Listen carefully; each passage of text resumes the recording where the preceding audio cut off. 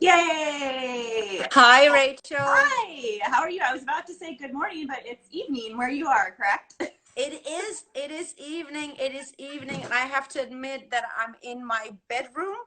Um, I'm in my not living room. It's the new normal.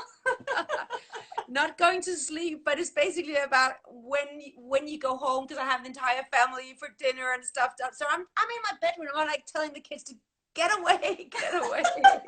You're like, put a note on the door, stay out for 30 minutes. Exactly, exactly, Well, I exactly. mean, it's like I said, it's kind of our new normal now. We're all adjusting and, just trying to figure out how to stay connected and do things. So it's kind Yeah. of, amazing what we can do with technology, that we are able to have conversations across the globe. Especially with me who didn't understand the entire thing about in Well, I we have to figured we figured it out, and I just sometimes all it takes is a little googling, a little troubleshooting, and we got it. So that's all that matters, right?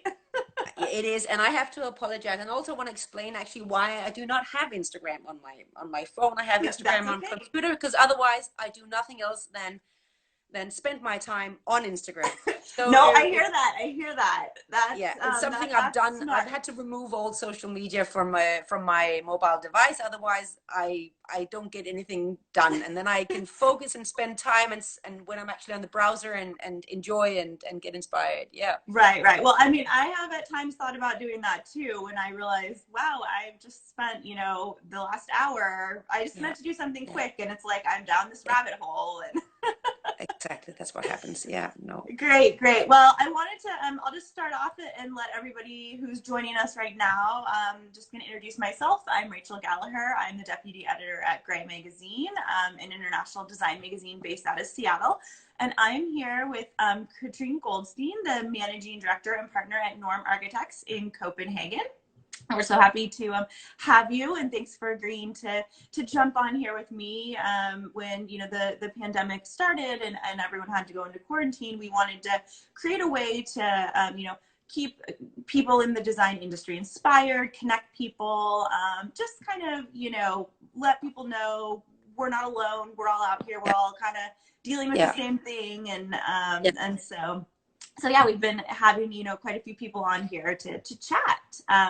So I'm curious, kind of jumping off that, just to kind of start, how have things been for Norm, since this started, and kind of what have you guys done to stay engaged, to stay creative, keep moving forward? Yeah. So to be absolutely honest, on and saying the thing that everybody's thinking about is that the client side actually hasn't changed much. Okay. The projects we're on are all going ahead. We've got one client who's had problems getting builders into the country, so that Okay. project is obviously on hold. But apart from that, everything else on the client side has been moving on. What we did when we first started out was obviously everybody panicked and we were cutting our Yeah. losses, uphand before we maybe even had to, and just had to basically where do we need to cut our expenses in order to Hmm. make sure that we are also here in 6 months or in a year or so. And for Right. everybody Right. else, it's been absolutely impossible to do. So we've just tried to be sensible about what we're doing, and then Hmm. I think I th- what we've done is actually we've just kept on as much as we could. Everybody obviously went home, but we've Yeah. tried to keep momentum. We respected. We knew obviously clients who might have been more affected than others, so we didn't Right. start sending out emails about. I got a call of those, which is absolutely understandable as well. But we try not to do Corona advertising. We actually don't do any advertising in the first place. But we also Hmm. tried not to communicate about that specifically. We're just kept in touch, and we're still here. We had morning meetings all through this, I think, like everybody else. Yeah. So every morning at 9 o'clock, you can see how everybody lived. Yeah. Yeah. Um, It's been fun to get kind of little glimpses into people's places. exactly. So I think from a professional point of view, we're in the same place as we were 6 months ago. Hmm. I think with regards to the team, we're maybe even somewhere better because we obviously learned a lot. And I'm not Right, going to say right. like everybody else did, we're going to work more from home. Yeah, We knew that already, but the focus is better now. But it yeah. was really important to remember to meet every single morning, even though there's nothing to say. We're between 10 and 15 people every morning, Hmm. and just touching base, making sure also those ones who didn't see anybody, the younger ones who didn't have family close by, just really touch Right. base. So that's what we did. Kind of keep it normal, like a Ex- consistency. Yeah. exactly. Yeah. Yeah, yeah, that's great. So then, I'm asking everybody this question because I find it interesting. For me, I get inspiration, from going to museums, from seeing the ballet, from going to the opera, going out and doing things. Obviously, something that you can't do right now, or none of us can do. So I'm curious, what are you doing to kind of stay creatively engaged right now? So I obviously asked this question actually. I had a feeling you were going to ask that. I asked this question to the team because obviously, well, I'm the managing director, Right. so I do believe that I am creative and I do have to stay creative, but I don't design. I do a lot of other work. And I asked the rest of the team as well, what do you guys actually do? And it's everything. People have obviously been reading a lot, walking a lot. I've got one colleague, Peter, who walks like 45 kilometers with his best friend and talk. Wow. My other partner, Eunice, watches Masterclass a lot. Great. I chew all grand design episodes I can find. But I have to say, the most key thing to actually stay, if you could talk about creativity in that way, for me, it's about creating relations, business development, connecting people, getting new ideas, Hmm. and making sure that we keep moving. And I speak to my partners a lot, and we just found out quite quickly we couldn't do that in a framed Monday meeting, or Hmm. because we weren't physically together. We'd have to have those kind of sessions over the phone, and we just did it all the time. And that's where you get inspired and you get a feeling that there's somebody out there. Right, So, right. and that's where you start. Because when you say something, then, because that's what we really missed. I would say something, and for instance, Jonas would come with another idea, and then I would get an Yeah. idea, and then somebody would scream on the other side, Yeah. I know that guy. Or, you know what? Why don't we actually reach out to these people? Or that would be great for those. That kind of The atmosphere was organic. that was gone, and I really Yeah. missed it, and we needed it. So we've had it over the phone, obviously, but that's what you can't replace that really. Yeah, yeah. Almost every single person I've talked to, that's the thing that they've Yeah, said, kind of that organic connectivity. yeah, I'm walking to get a coffee and somebody's coming back from a call and we just have this little spark or interaction that happens. yeah. And even, yeah, like, even on the phone, that it's totally different. So, yeah, We're yeah, I miss that totally too. reliant on each other. We do furniture, Right. and we do interior design, and a lot of the ideas come from one thing. So we'll be doing a house and we'll be like, guys, I need an outdoor chair, or I can see Yeah. them on a prototype, and we'll go, that could be amazing for this project, or why don't we do that? So we really need to be together as well. So Yeah, yeah. Or out, in your projects too, probably. It's probably harder to not like be so on site as yeah. well. Yeah. So speaking of that, I don't know, what you can share, but what are some things that you guys are working on right now that you can talk So about?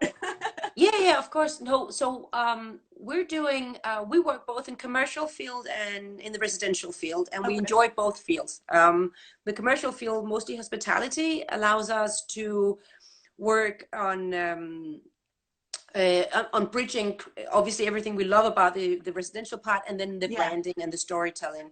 So that's just Right. a really comfortable, nice place for us to be, is working in hospitality. It suits us very well. We're doing an apartment in New York at the moment, a penthouse apartment in Manhattan. We're working on a hotel in Tokyo. We're doing a Oh. spa hotel in southern Germany. Those are the guys who can't get the builders in, they need to come in from Austria. Oh no. And we're doing a couple of shared spaces, so we enjoy that as well. We Oh. work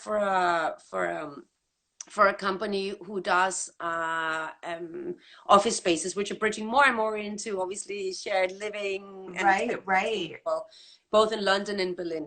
So that's also why the being on site actually hasn't been that bad, because we've been in process with almost all of those international projects where we're in the drawing process, or we're almost done, you know. Okay, So okay. that hasn't So been that bad, but it's quite normal for us to have meetings like this whenever we work with anybody on the West Coast. We need to work late in the evening. When we're working in right. Japan, we need to have the morning calls. Yeah. Right. So it wasn't such a big shock when all of a sudden you had to do all, you know, the video calls and things like that.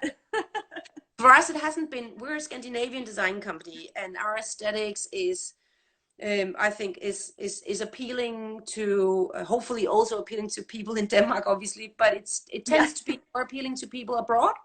Right, And there's right. a great interest both in Southern Europe, in Asia, and in the States as well, for the Scandinavian architecture or the minimalist design that we express.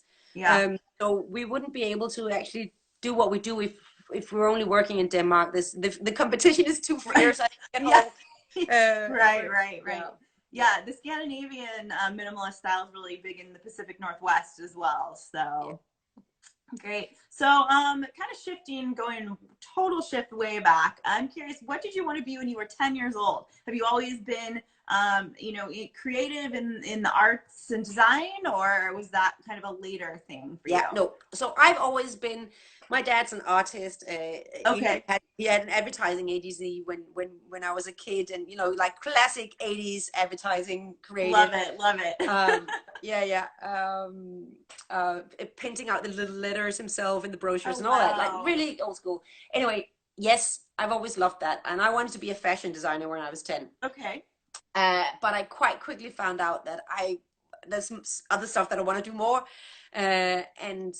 But I've always known that I had to be around creative people, Okay. physically creative people. Everybody's creative in some way, but like I needed to be somewhere where things are created.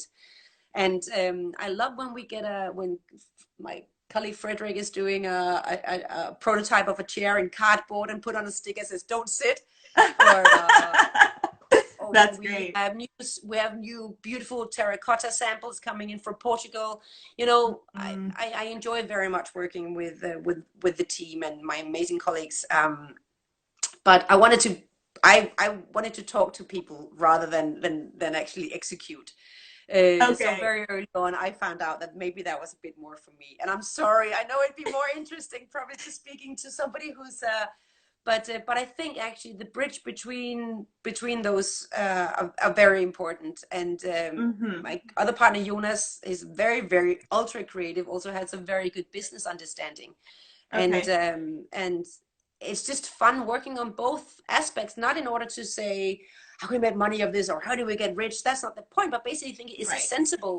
Is this sensible, or how could we actually add value to our client by adding a different feature to the first floor, or how could we add value by creating this kind of partnership, or would these guys work well together, or could we put these brands together? So thinking business wise when we work with our clients, also in the entire PR aspect, has something we've always done, which obviously makes it interesting because you're not just in a studio. We feel like we're in a kind of an organism that kicks off. Great. That's great.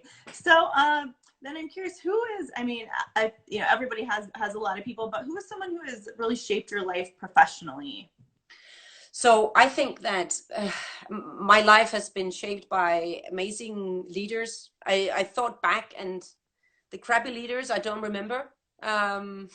Yeah, amazing leaders. They're gone. Don't need to worry about them. They're gone. And I'm not going to do a thing about female, but I did have two amazing female leaders as well, who taught me about this entire thing about how you can be both. I remember when I started out, when I started working in advertising in London many years ago, and whenever I had an important meeting and there were men, or maybe even worse, older men or grown-ups at that time, as I would call it, I would wear my glasses, for instance, in order to look smart.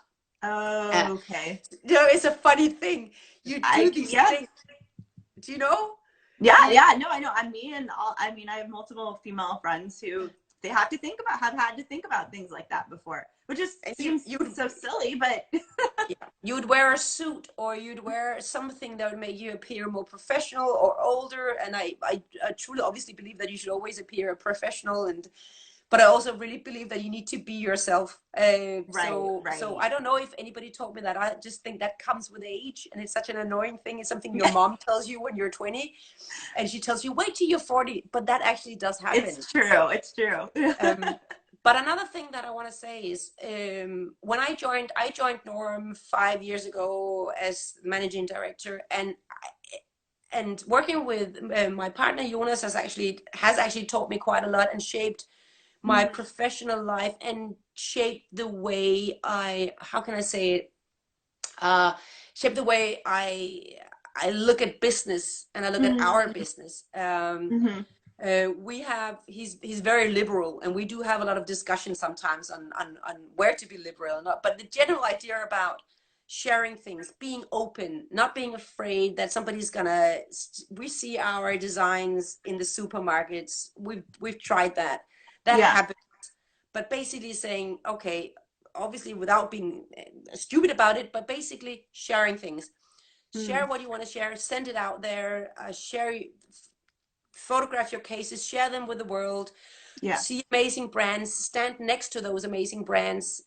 When you stand next to amazing people, you become better Mhm. yourself. Don't be Mhm. afraid of connecting other people without you getting a penny of it. Right. Not in order to be blue-eyed or altruistic only for the benefit of it, but it basically creates such a pleasure in my everyday life that you'd have it could be a supplier of some beautiful elements coming in, and then being able to connect that person with somebody else in the industry, making everybody happy. Yeah. Because Yeah. we think we could really do great things together. When you send out that kind of karma, and I know it's a cliche, but it's so true.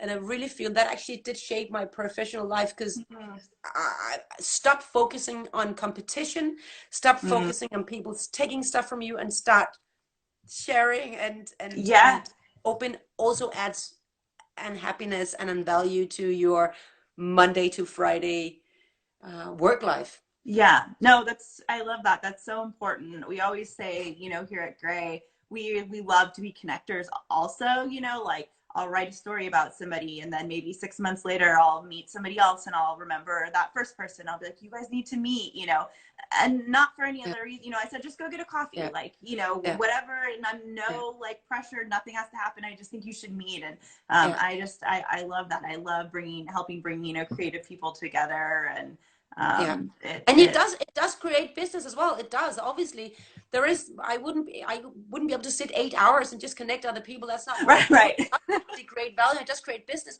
But you're absolutely right.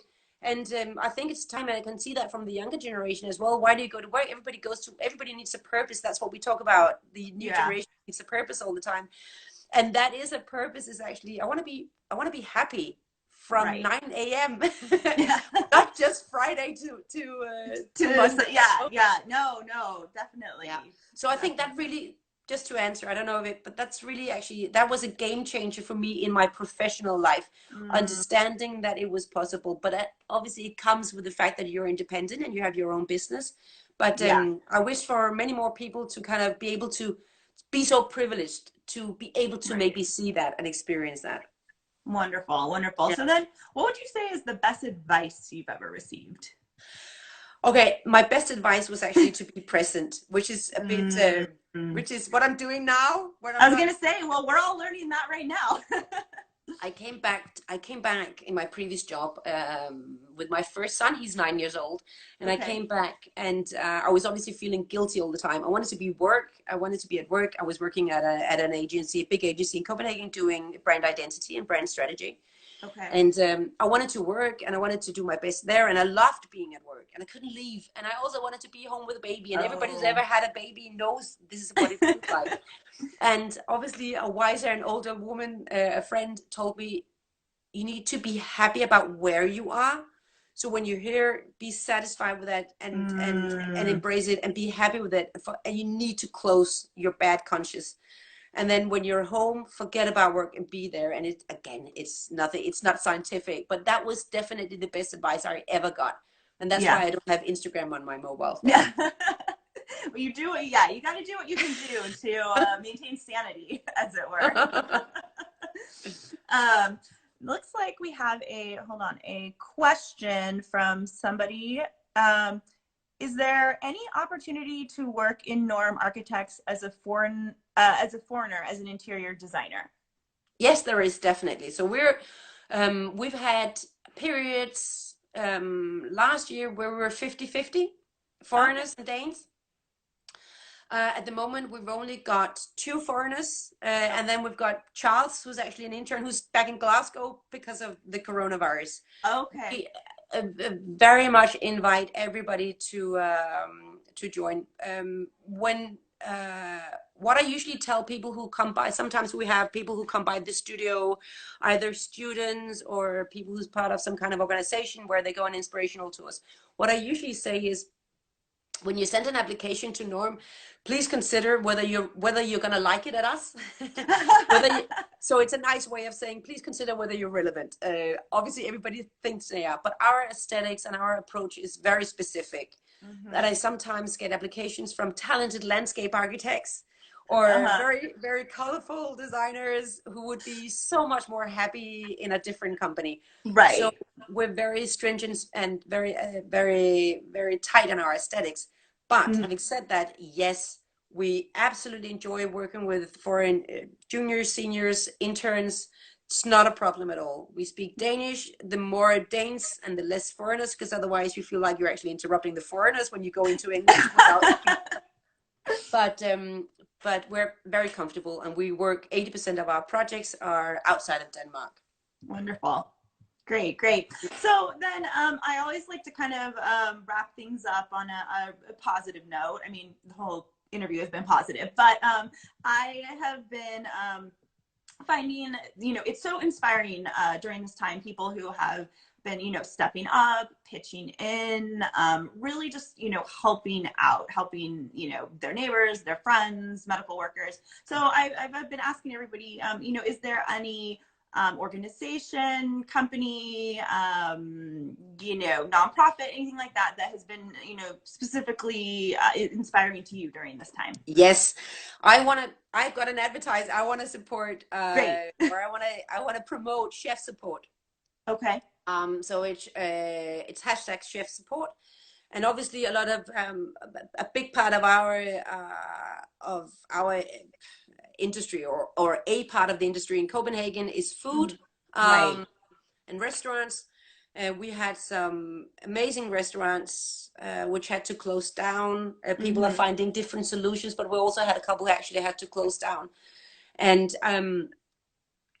Danish brand Brødrene Krüger, okay, Brødrene Krüger, I think you can find it. They're amazing cabinet makers in Denmark. Okay.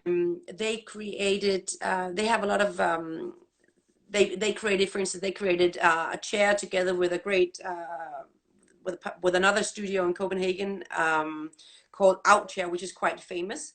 They created that for the new Noma restaurant. So if anybody knows about new Nordic food, anything, they might know Noma.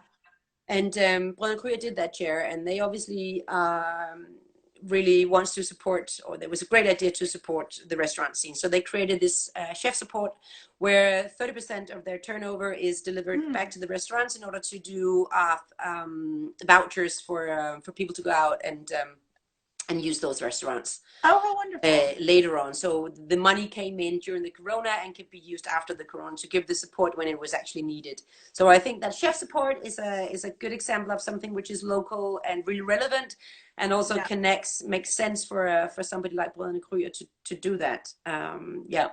That's fantastic. It looks like we have maybe one more question that just came in here. Oh, somebody just asked me, have I read all those books behind me? Yes, I have. And I don't have a bookshelf, so I just stack them on the floor. It's very bohemian. It's very bohemian. It's very bohemian. Yes, I'm an avid reader. But I will say that this is a collection from like 50. I mean, I've been collecting since I was in high school, so it's not like all 1 year or anything. But I could sit in front of my bookshelf as well. It looks nice, actually, but then there would be somebody in my ear all the time. So I'm sorry. We'll do that next time. Well, wonderful. Well, Katrine, thank you so much for joining us. I'm so glad we figured this out. Took a call and we did it. But this has been really wonderful to chat with you. And You know, hopefully we can meet in person someday. And I'm excited to see, you know, all of your guys' projects coming up. Thank you, Rachel, and thank you for inviting us for this. First of all, your patience with me, and for this great initiative. I look forward to following everybody else, and it's such a good way of getting the world to connect and stay together. So we're greatly appreciative of your work. Thank you so much. Thank you. Have a good evening. You too. Bye. Bye.